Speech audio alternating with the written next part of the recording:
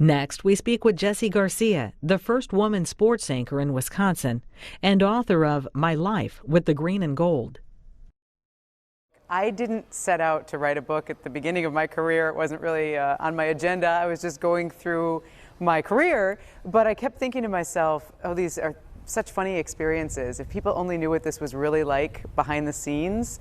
And I also had some themes that I thought maybe were common to a lot of people, like being a parent, juggling kids and work, and you know, having this high-profile career, but then also having my children. There's a funny picture in the book. Well, there are 40 pictures in the book, but the one I think that really epitomizes my life is when my oldest son, who's now 15, but he was only 2 months old at the time, and I had to come here to Lambeau to record something, and he had to come with me, and he slept most of the time, but I had to change his diaper at one point, and I went into the tunnel of Lambeau Field, which is where the players run out, you know, before the game, and I changed his diaper in the tunnel at Lambeau Field, and somebody snapped a picture, one of the crew members snapped a picture of me doing that, and it's now opposite of the table of contents chapter in the book, and that sort of epitomized that. But really, I think that the book is so much more than that.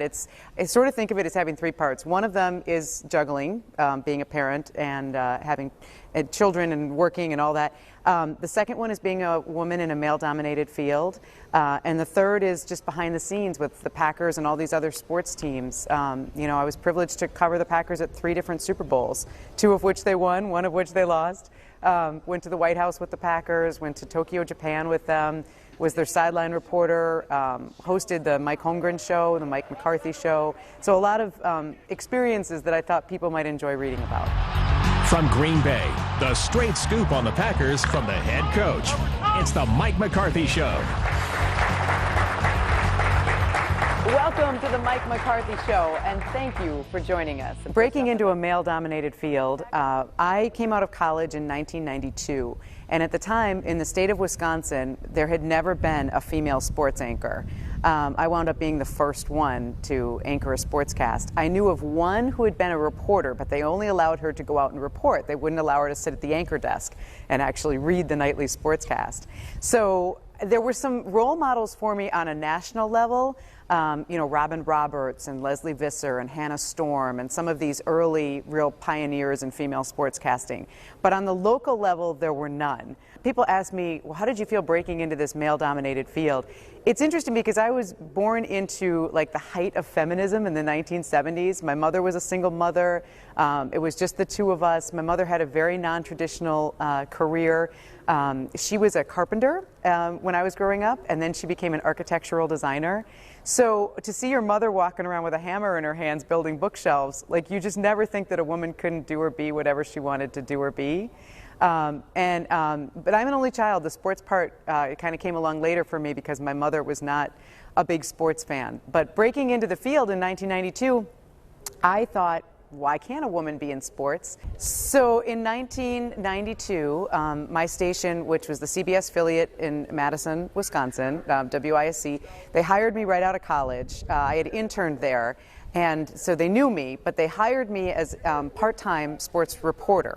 And I was only supposed to be a reporter. That was my title. They were really nervous about how Madison, Wisconsin would respond to a female sportscaster sitting at the desk and anchoring the sports. So just a couple of months into the job, the sports director was sick. And our other guy, our number 2 guy, was out of town. And so they called me at home and they said, can you anchor sports tomorrow? Van is sick. And I was so nervous. You know, here I am 2 months out of college. I didn't even have money for clothing, you know, TV clothes. I borrowed a dress from a friend of mine. It was like the movie Broadcast News. I just was sweating buckets through the entire thing. But I made it through, and they didn't fire me. And that was actually, I didn't realize at the time that I was making history, because that was the first moment that a woman anchored a sportscast. And from that point forward, they allowed me to stay and do both anchoring and reporting. And thankfully, most people seem to agree, but I do detail in the book several stories of, you know, a man calling me after I anchored a sportscast in Madison, which is where I started working, saying, I'm never going to watch Channel 3 again. And I said, why? And he said, because you're a chick, and chicks don't know anything about sports. And I said to him, I hope you change your mind one day. And I just hung up the phone. And I don't know if he ever changed his mind, but that was kind of my goal, was to maybe make people change their minds a little bit, that women could talk about sports and it would not be a big deal. And really, in a 22-year career now, there have been very few incidents, so I feel very fortunate for that. But early on, I mean, I'm not going to sugarcoat it, there were a few moments. I write in the book about a Packer player who told me he wouldn't do an interview with me unless I gave him my phone number. I also write about a coach from one of our Wisconsin sports teams who asked me out and then sent me a box of team paraphernalia, and when I turned him down, it was very awkward for years covering this guy. So there definitely were some moments like that. So I've only had one really terrible locker room experience in my entire time, my entire career, and it was very unexpected to me. The Cleveland Indians, I will say their name because I put them in the book. The Cleveland Indians were in town to play the Milwaukee Brewers, and I was sent to interview the Indians before the game. My photographer and I walked in, and right away, led by one particular player, one ringleader, they started catcalls and making me very uncomfortable, saying that I was only there to see the guys naked, things like that, that I was shocked by. I'd never had that experience before. There didn't seem to be any managers, coaches, PR people, anybody except the team in this locker room at this point. And most of the other guys joined in with the heckling, and I was so floored. I looked at my photographer, who was an older, close to retirement guy, and I said, what do we do? And he said, let's just get one interview and get out of here. There was only one player who came to my defense, and that was pitcher Oral Hershiser. And he said, leave her alone, guys. Come on, just cut it out. So I thought, well, maybe we'll just ask him. So we went over to him. We asked if we could interview him. He said yes. He gave me a look like, these guys, you know. And but as we were doing the interview, the original offender guy came over, and he actually went to my photographer's camera and flipped a switch on it while we were doing the interview. And my photographer, I think, was about to deck him, but I said, forget this, let's just get out of here.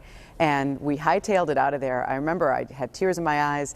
I went back to the station. I told my sports director what had happened, and he said, well, that's ridiculous. We're not going to put up with that. We're calling the Indians PR department. And we did. But the response we got was, oh, that's just boys being boys. They do that all the time. That's just the way they joke around. Don't let it get under your skin. They're just having fun. You know, they do that to all the reporters. So my sense was that nothing was really going to come of my complaint that I had lodged. But at least I felt like we informed them of it. And it just, in the end, it served to show me that, again, it wasn't going to be smooth sailing all the way through, and that was fine. I didn't expect it to be. People also ask me how my peers and colleagues and that sort of thing have treated me over the years, and really, I would say, again, 99%, it's been great. When I first started, I was really the rookie. I wasn't the woman, and I had great bosses and mentors, who were 100% behind me. And my peers, for the most part, have been very open. We're all just reporters. We're all trying to do our job. And again, I think if you bring just this level of professionalism to your job, then that hopefully radiates back at you in terms of professionalism.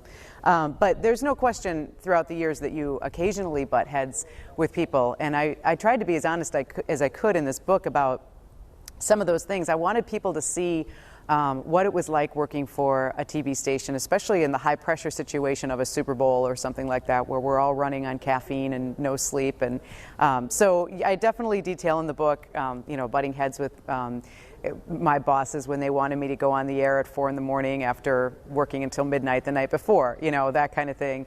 Or some clashes that maybe have happened throughout the years with a reporter from a different station, that sort of thing. Somebody who thought that I was honing in on his interview time with Donald Driver when I didn't feel that way, that sort of thing. And when I talk to young women or young people in general, and, I tell them that when I graduated from college, there were no female sportscasters as sideline reporters, on every college football game you're going to turn on a Saturday. And they look at me like I'm nuts because they don't remember that. So I want them to understand that times have definitely changed, and changed for the better, although we still have a ways to go. You know, as I said, I still would love to see more women doing play-by-play. I can only think of maybe 2 that do that on a regular basis for college football. And so I'd love to see more women in those types of roles. I'd love to see more women be executives for sports teams. There are not very many women in the upper echelons of any professional sports league that you look at, and yet they are trying to covet women as their fan base. So I think that they would be really well served if they had some women as general managers, or just even any higher up position.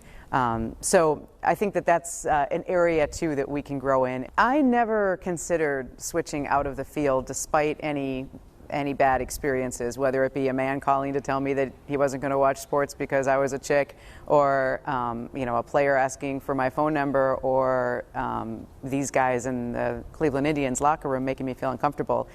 It kind of just made me more determined than anything to go out there and show everybody that yes, women can talk very intelligently about sports, and also that we're not just these pretty talking heads, that I want to be known for my words and my thoughts, and not for what I'm wearing or anything like that. I'm very careful about attire and treating everybody with complete respect and professionalism, and that sort of thing. So it was very important to me to just sort of keep forging ahead. Plus, I love the job, and I didn't want to leave the job. I absolutely felt like I had, when they say find something that you love to do and then figure out a way to make money doing it, and it'll never feel like work. And that's exactly what it was for me. I love the writing, I love the creativity, I love telling stories about people. I'm not really much of a stats person, but I like telling the human side of sports. And so, I've always tried to do that, to maybe showcase a player as a husband, father, son, that kind of thing, or a coach in that way. So I just love the job and would never want to leave it, especially if it was somebody else forcing me out. So the challenges that I faced in my career just served to show me that there were hurdles that I'd have to go over, and that was okay, because I'm not sure that I'm not the kind of person who wants everything to be smooth sailing all the time. I kind of appreciate if you go through some hard times, what is the saying, what doesn't kill you makes you stronger.